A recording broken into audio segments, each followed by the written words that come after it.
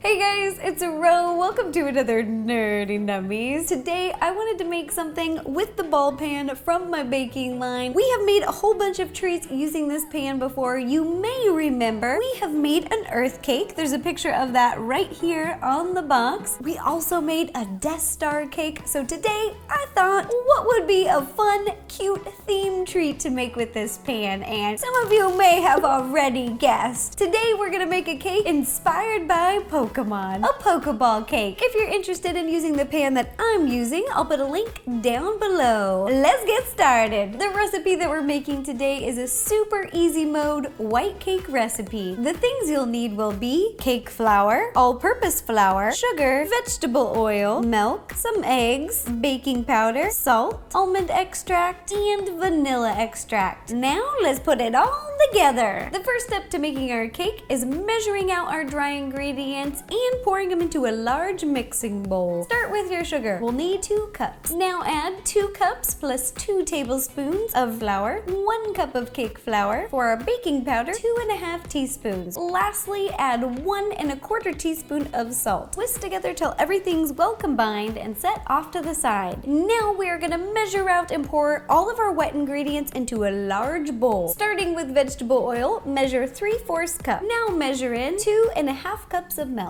and 3 egg whites. Lastly, add 1 teaspoon of almond extract and 1½ teaspoons of vanilla extract. Mix all of the wet ingredients together till it's well incorporated. Now pour all of the wet ingredients into the dry and mix together. You don't need an electric hand mixer. It's not electric. Now our batter is ready. Our pans are greased. You can use butter or spray them with a little baking spray. And if you haven't used this pan before, we bake them with these little silicone rings right underneath. They stabilize them so that it isn't like this in the oven.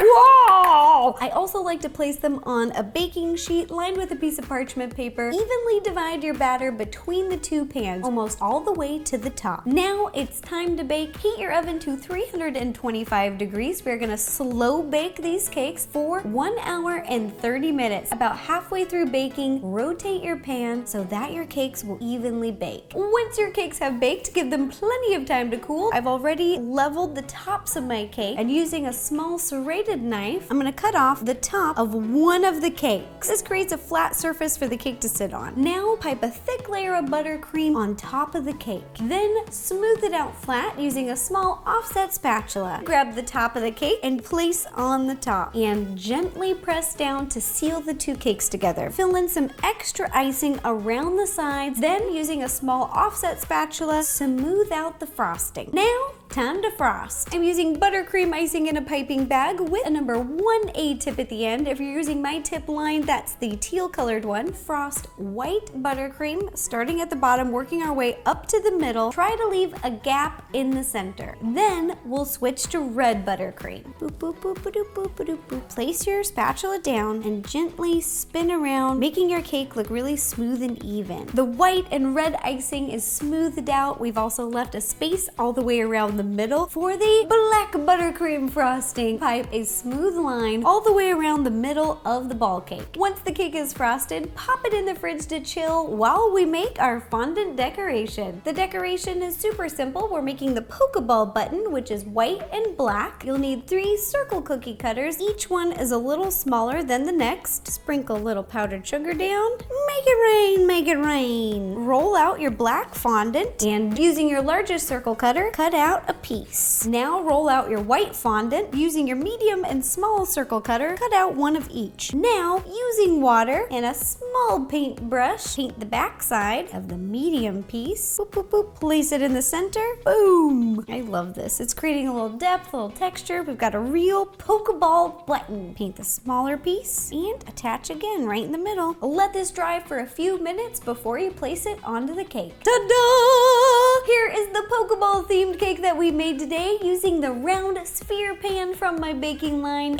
And this cake recipe was made specifically for the ball pan because it's the perfect amount of batter. I'll be posting the recipe and a bunch of pictures on rosannapansino.com, Facebook, Instagram, and Twitter. You can check it out there. And if you guys make this cake, please take a picture and send it to me. I love seeing your baking creations. It just makes me happy. It makes my day. And if you have any other ideas for any other nerdy nummies, please let me know. Leave me a comment down below and I will do my best to make it happen. All right, thanks again, you guys. Bye-bye.